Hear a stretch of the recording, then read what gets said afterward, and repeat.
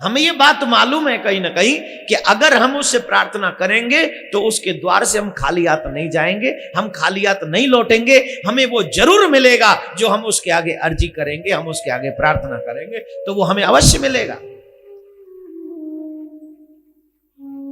क्योंकि वो भगवान है। और भगवान का मतलब है सबकी भावना को पूर्ण करने वाला। अब एक भगवान, मांगने वाले देखो यहीं पे हजारों हजार लोग बैठे यहीं पे, और इतने ही लोग थोड़ी हैं। दिल्ली में 1.25 करोड़ लोग रहते हैं। कितने? अकेले दिल्ली में 1.25 करोड़, 1% भी नहीं है यहां तो। 1.25 करोड़ में से 1.25 लाख आते तो 1% होता ना। सही है ना भाई, मेरा गणित खराब तो नहीं है? होगा तो हो जाए। मैं तो कौन से मजा के स्कूल में जाके मैंने बेल्ट खराब करी है भाई। जिनको गणित खराब हो वो समझे अपनी बात है। तो क्या करा, 1.25 लाख लोग यहां में, तब 1% होगा दिल्ली का। लेकिन 1.25 लाख आए क्या? नहीं आएंगे। मैं आपसे हमेशा कहता हूं, जो लोग कथा पंडाल में बैठे रहते हैं वो सिलेक्टेड होते हैं। मेरा ठाकुर जी उन्हें सिलेक्ट करके बुलाता है। किसी को इतनी दूर से सिलेक्ट करके बुला लिया। मैंने उस दिन बताया था ना कि अमेरिका और इंग्लैंड से भी लोग बैठे आए हैं, देखो, और स्पेशली कथा के लिए आए। वो बोले हमें सिर्फ भारत में बैठ के कथा सुननी है, कि भारत में लोग कितनी श्रद्धा से कथा सुनते, सिर्फ इसलिए वो आ गए यहां। क्योंकि वहां हम पूरे इतने म्यूजिशियन नहीं ले जा सकते, वहां ये सब नहीं जाता है, वहां आप जैसी बड़ी संख्या में लोग सुनने नहीं आते। मैं तो कई बार कह चुका हूं, भगवान को जब हम जैसे कथाकारों का घमंड चूर करना हो तो वो हमें अमेरिका और इंग्लैंड भेजता। बोले बेटा वहां जा, वहां जाएगा तो तुझे पता चलेगा। मेरे भाग्य बड़ा अच्छा रहा है शुरू से, नहीं तो कईयों को तो अपने आप ही रसोई भी बनानी पड़ती है, स्वयं पाकी बन के जाना पड़ता है वहां। ठीक है, ठाकुर जी ने कृपा करी है, लेकिन आप सभी से निवेदन है, भगवान वो जो सबकी भावना को पूरी करे। और ये बात आप सब जानते हो कि आप सिलेक्टेड पीपल हो, जिसे पूरी दिल्ली में से या इस समय आसपास के एनसीआर से आपको चुनकर बुलाया मेरे भगवान ने कि तुम बैठो कथा पंडाल में। ये जगह सिर्फ तुम्हारे लिए बनाई गई है, सबके लिए नहीं है। ये जगह तुम्हारे लिए स्पेशल बनाई गई है, तुम्हारे लिए रिजर्व है ये जगह। There is your reservation। क्योंकि मेरा ठाकुर चाहते है तुम सुनो, क्योंकि वो भगवान है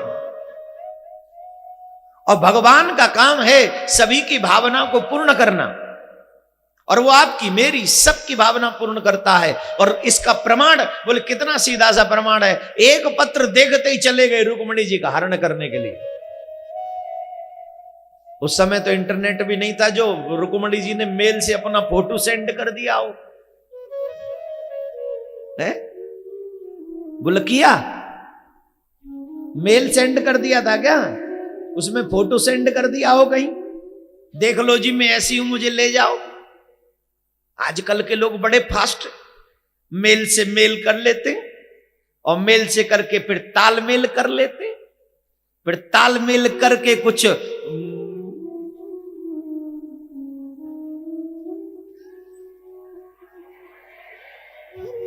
फिर कहते हमें धोखा दे दिया है। नानी तोते कही कोनी, कौन कही मजा वेखी, और जा रही तो कम से कम मम्मी पापा है तो बता जानती।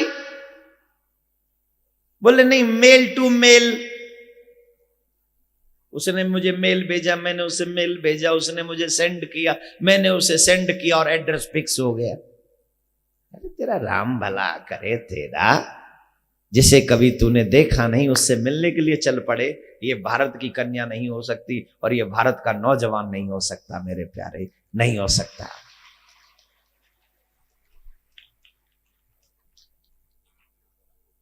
मैं हमेशा कहूंगा जितने भी नौजवान बच्चे बैठे हो ना यहां, कम से कम शादी का फैसला अपने मां बाप के हाथों में छोड़ दो।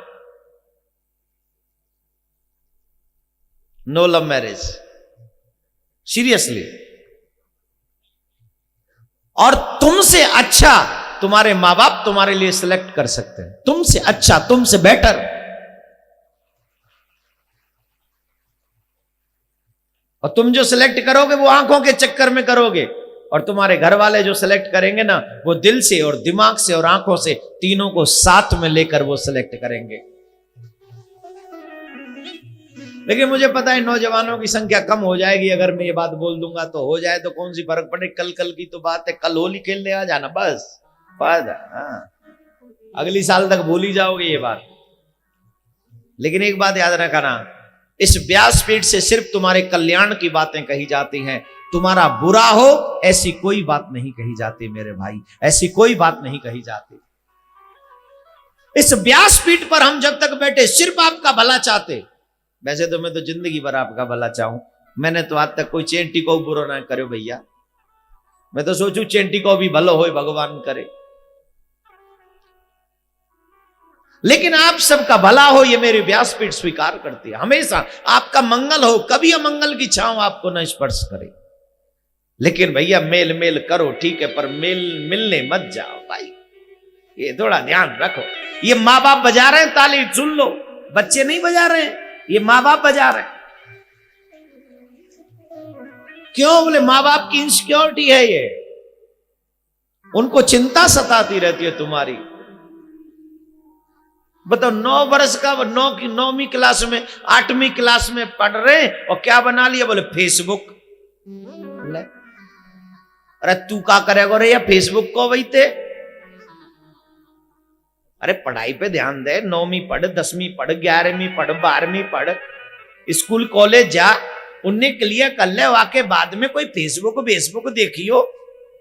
चिंता मत करो, आने वाले समय में जन्म लेते ही फेसबुक।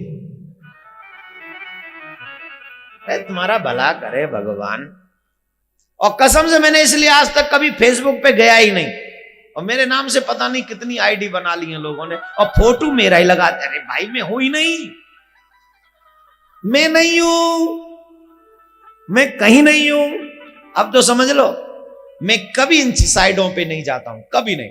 हमारे ट्रस्ट के द्वारा जो एक साइड चलाई जाती है सिर्फ आपकी जानकारी के लिए, आप जिसको पता कर सके, सिर्फ इसलिए। I don't like anything. फिर छोड़ो जी मेनू की, भगवान वो जो सबकी भावना को पूर्ण करे। और मेरे ठाकुर को रुक्मणी जी ने कोई फोटो नहीं भेजा था, सिर्फ पत्र भेजा था। और उस पत्र में विनम्रता थी, उस पत्र में आग्रह था, उस पत्र में निमंत्रण था, उस पत्र में प्रार्थना थी। हे कृष्ण, अगर आप मेरे पास नहीं आए तो हंस के भाग को वो बगुला ले जाएगा। मेरा भाई मेरा विवाह जबरदस्ती शिशुपाल के साथ कर रहा है। हे भुवन सुंदर, मैंने मन क्रम वचन से आप ही को, जब से मैंने आपका चित्र देखा है, देखो साधुओं की कृपा, गुरु की कृपा हो तो गोविंद मिले। और रुक्मणी जी को भी ये चित्र कहां से मिला? संतों की कृपा से। संत कीर्तन करते हुए जा रहे थे, पूछा किसका कीर्तन कर रहे हो? बोले कृष्ण द्वारकाधीश का। बोले द्वारकाधीश कौन है, हमें उनका दर्शन कराओ। तो चित्र का दर्शन करा दिया और जट आंखें लग गई, अखियां मिल गई।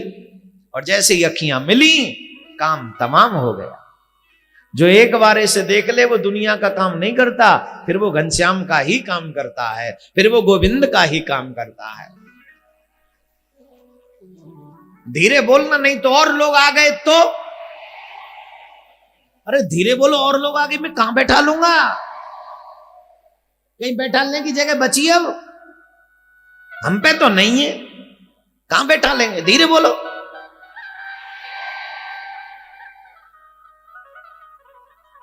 मतलब उल्टा ही करोगे। रुक्मणी जी का हरण किया, उनके साथ में विवाह किया, 8 विवाह अलग। एक और बात, इस दुनिया में ऐसा कोई व्यक्ति नहीं जिसको झूठा इल्जाम न लगाओ। हर किसी को कोई ना कोई इल्जाम लगता है ना। और दुनिया वाले इस चीज में बड़े माहिर हैं। बजाय अच्छाई को देखने की वो बुराई को जल्दी कैच करते हैं। मैं हमेशा कथाओं में कहता हूं, इस दुनिया में ऐसा कोई शख्स ही नहीं जिसमें कमी ना हो। अभी तक जो आ चुके और अभी जो हैं और आगे जो आएंगे, उन सब में कोई ना कोई कमी होगी, लेकिन जिसमें कमी नहीं है उसका नाम है कृष्ण, परमात्मा, परम ब्रह्म। और जब उसमें कमी नहीं है, जब जीव में कमी नहीं होगी, तो वो भगवान बन जाएगा। और दुनिया में भगवान सिर्फ एक ही है, और नहीं है भगवान, एक ही भगवान है। तो हम सब में कमी है, मुझ में बहुत कमियां, एक नहीं हजारों लाखों करोड़ों कमी है। लेकिन मैं दावे से कहता हूं, एक अच्छी बात है मुझ में कि मैं जब ठाकुर जी की कथा कहता हूं तो अपने दिल से कहता हूं, और नौजवान सुन ले, नौजवानों का कल्याण हो जाए, ये मेरा बड़ा एक एम होता, बहुत बड़ा एम, कि सुनने वाले का भला हो, सुनने वाले का कल्याण हो। ये एम बस।